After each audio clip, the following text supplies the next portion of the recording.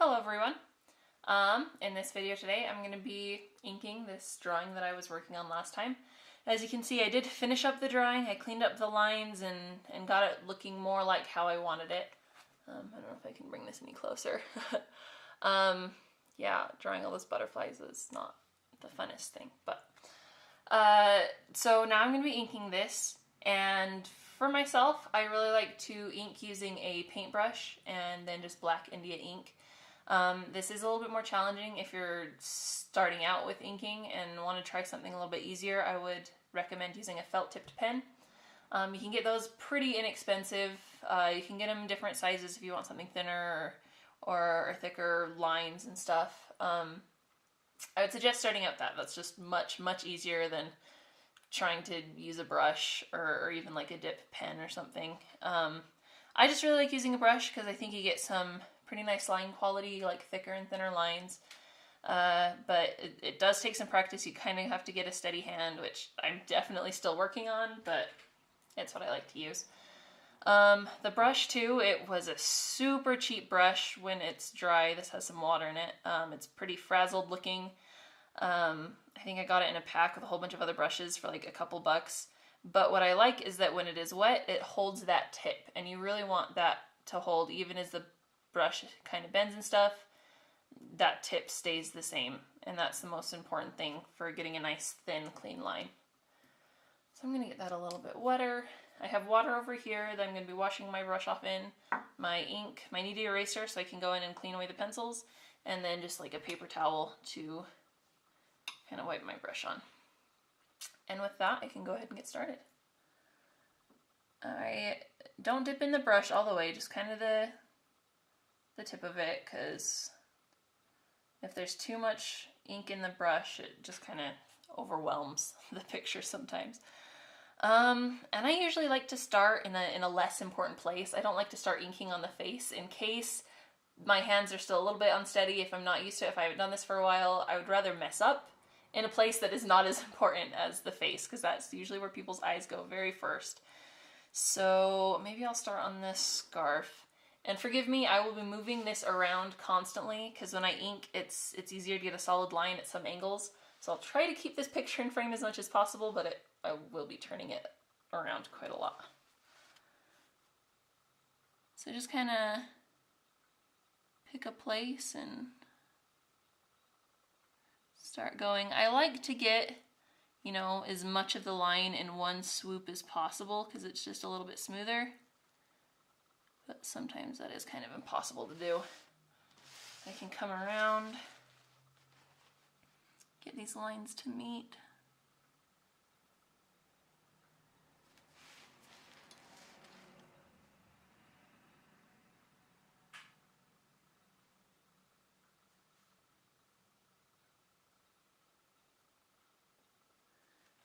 And the thing with this is it is pretty scary because, you know, every mark you put down you can't go back and fix.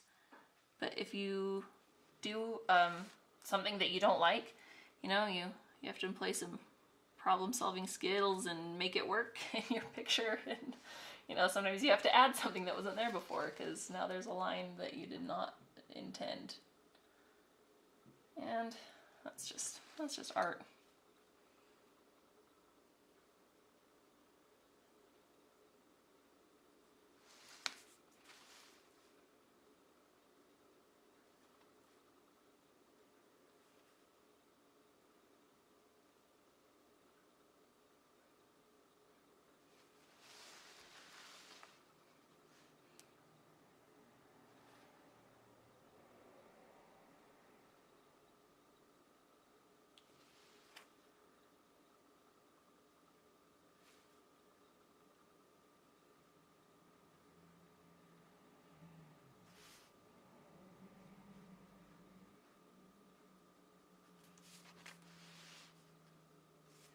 So there's kind of that scarf done. Letting out my brush a little bit more.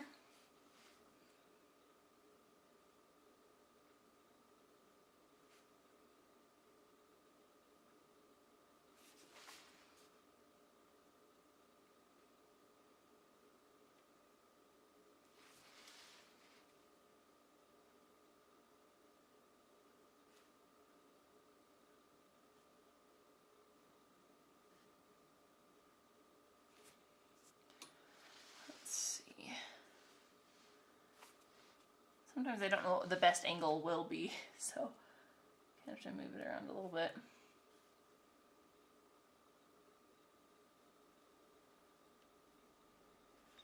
Yeah, I really like the brush because the more you push down, the thicker your line is, but you can also get a totally thin, precise line as well, and I love having the options of that variability. And it is important. Thicker and thinner lines make a picture so much more exciting than if you just do one thickness the entire picture. Because, you know, the more weighted you make a line, the more important that line is. And it adds a level of complexity and interest into the picture.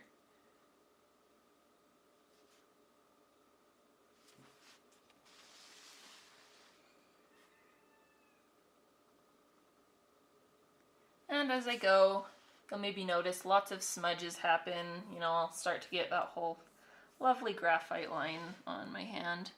But I don't really care because I'm just inking the lines and all of that will be erased in just a little bit.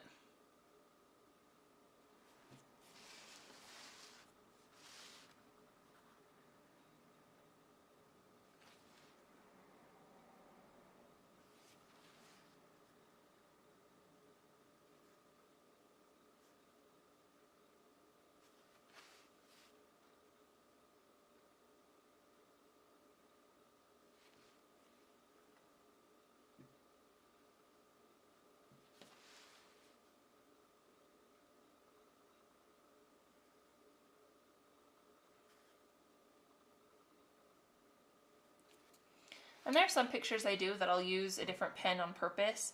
I feel like this gives a very smooth, kind of flowing look. There are some images I want kind of a more scribbly, scratchy look, if that makes sense.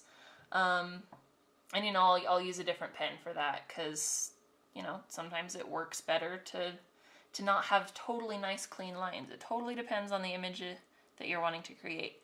And if you really are totally starting out with inking stuff and are really intimidated by using pens, I'd even suggest using a ballpoint pen before you even use a felt pen, because a ballpoint pen is a pretty forgiving pen, I guess. It's almost like between a felt tipped pen and a pencil, because you can, you know, the harder you press, the darker the line will be. You can do really, really light lines. You can do shading with it and stuff, which you can't do with this kind of black and white inking. The reason I don't really like felt or ballpoint pens is because if you do put a lot down, it's shiny in the light, and I really don't like that look. I like just kind of this solid black instead. So I like this, but everyone has a different approach. You'll notice I'm not doing the hand. I'm not doing the face yet. I generally save details kind of to the end, and I don't know if that's just because I'm scared of details or what. I like don't touch them for a little while.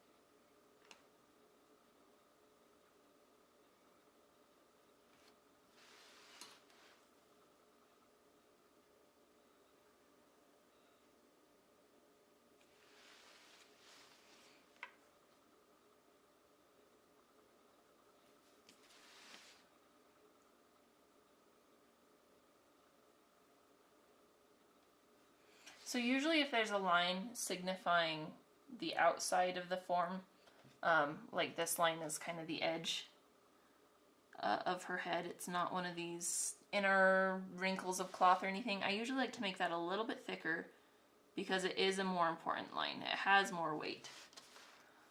So I'll add more emphasis to that line than I would, you know, this line signifying this decorative border of her clothes. That line is going to be relatively thin and light because I don't want to draw as much attention to it. The attention will be brought when I paint and you can see the two different colors.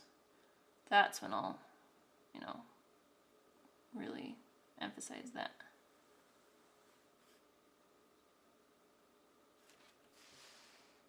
And then this outside edge of her cloak I'm making a bit thicker as well. headscarf. I guess it's not really a cloak.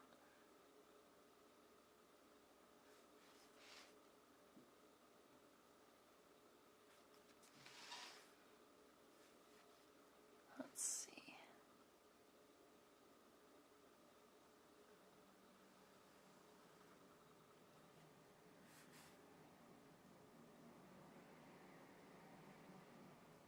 And for that inner border again, a really thin line.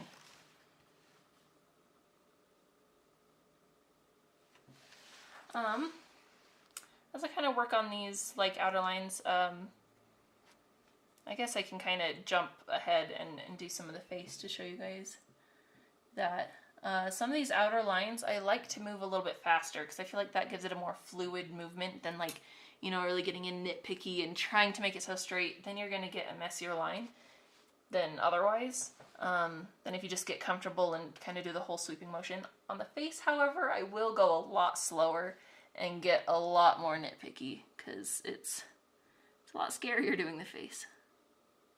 If you mess up the face, I mean, your whole picture is kind of in trouble.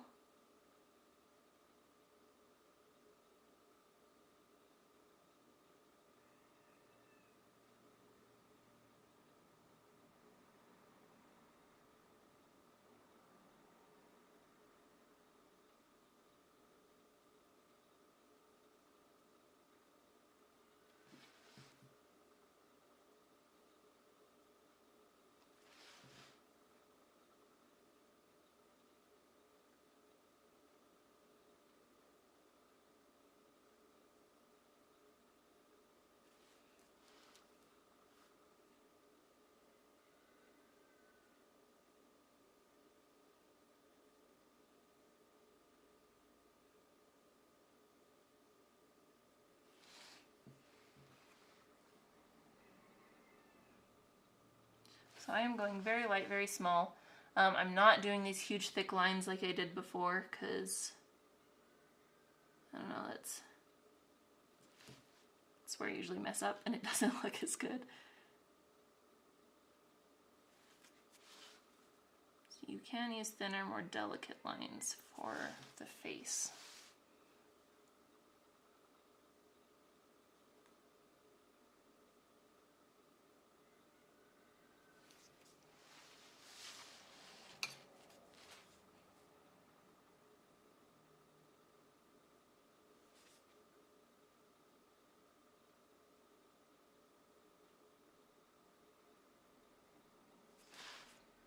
I think the nose usually makes me the most nervous. I feel like if you kind of mess up the nose, it changes the way the whole face looks.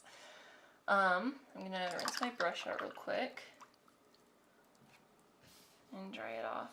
I don't know in this video if you can really see too much, but I'm gonna erase some of these lines that I've done and show you what it will kind of look like when all the lines are done and it's cleaned up.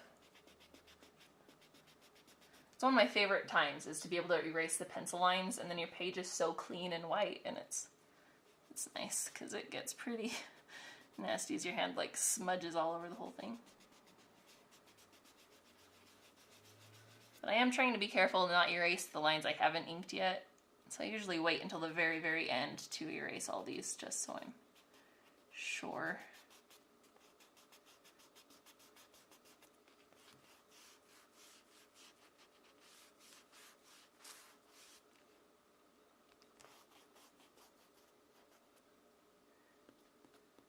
And sometimes, depending on the ink you're using, if you try to start erasing too soon after you just inked it, it will smear some of the ink if it hasn't dried. This stuff, I've noticed, usually dries pretty darn fast and I'm able to erase pretty much immediately after I ink. Some stuff you do have to wait a little bit, so it really sucks if you just like spend all this time inking this whole picture and you go to erase your pencil lines and then you get these huge smears. I have done that way too many times.